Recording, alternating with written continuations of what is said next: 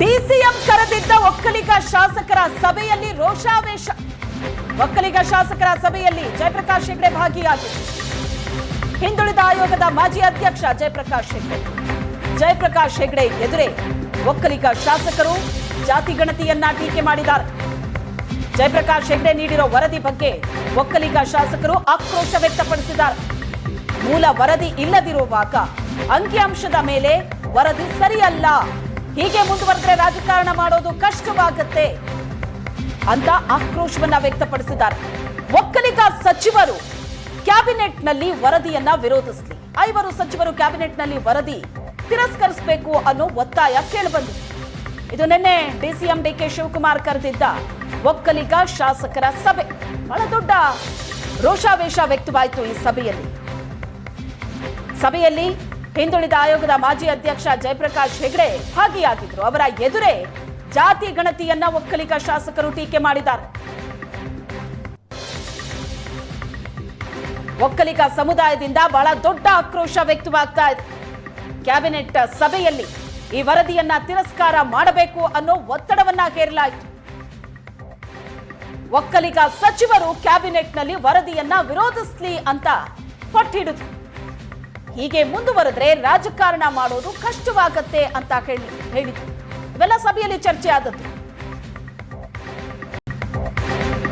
DCM ಕರೆದಿದ್ದ ಒಕ್ಕಲಿಗ ಶಾಸಕರ ಸಭೆಯಲ್ಲಿ ರೋಷಾವೇಶ. ಒಕ್ಕಲಿಗ ಶಾಸಕರ ಸಭೆಯಲ್ಲಿ ಜಯಪ್ರಕಾಶ್ ಹೆಗ್ಡೆ ಭಾಗಿಯಾಗಿದ್ದರು. ಹಿಂದುಳಿದ ಆಯೋಗದ ಮಾಜಿ ಅಧ್ಯಕ್ಷ ಜಯಪ್ರಕಾಶ್ ಹೆಗ್ಡೆ ಎದುರೇ ಒಕ್ಕಲಿಗ ಶಾಸಕರು ಜಾತಿ ಗಣತಿಯನ್ನ ಟೀಕೆ ಮಾಡಿದ್ದಾರೆ.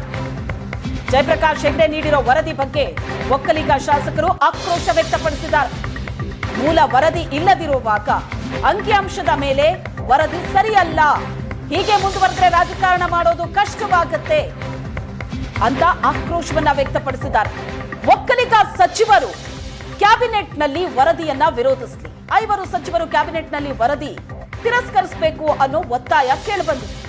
ಇದು ನಿನ್ನೆ ಡಿಸಿಎಂ ಡಿಕೆ ಶಿವಕುಮಾರ್ ಕರೆದಿದ್ದ ಒಕ್ಕಲಿಗ ಶಾಸಕರ ಸಭೆ. ಬಹಳ ದೊಡ್ಡ ರೋಷಾವೇಶ ವ್ಯಕ್ತವಾಯಿತು ಈ ಸಭೆಯಲ್ಲಿ ಹಿಂದುಳಿದ ಆಯೋಗದ ಮಾಜಿ ಅಧ್ಯಕ್ಷ ಜಯಪ್ರಕಾಶ್ ಹೆಗ್ಡೆ ಭಾಗಿಯಾಗಿದ್ರು. ಅವರ ಎದುರೇ ಜಾತಿ ಗಣತಿಯನ್ನ ಒಕ್ಕಲಿಗ ಶಾಸಕರು ಟೀಕೆ ಮಾಡಿದ್ದಾರೆ. ಒಕ್ಕಲಿಗ ಸಮುದಾಯದಿಂದ ಬಹಳ ದೊಡ್ಡ ಆಕ್ರೋಶ ವ್ಯಕ್ತವಾಗ್ತಾ ಇದೆ. ಕ್ಯಾಬಿನೆಟ್ ಸಭೆಯಲ್ಲಿ ಈ ವರದಿಯನ್ನ ತಿರಸ್ಕಾರ ಮಾಡಬೇಕು ಅನ್ನೋ ಒತ್ತಡವನ್ನ ಹೇರಲಾಯಿತು. ಒಕ್ಕಲಿಗ ಸಚಿವರು ಕ್ಯಾಬಿನೆಟ್ನಲ್ಲಿ ವರದಿಯನ್ನ ವಿರೋಧಿಸಲಿ ಅಂತ ಪಟ್ಟಿಡಿದ್ರು. ಹೀಗೆ ಮುಂದುವರೆದ್ರೆ ರಾಜಕಾರಣ ಮಾಡೋದು ಕಷ್ಟವಾಗತ್ತೆ ಅಂತ ಹೇಳಿದ್ರು. ಇವೆಲ್ಲ ಸಭೆಯಲ್ಲಿ ಚರ್ಚೆ ಆದದ್ದು.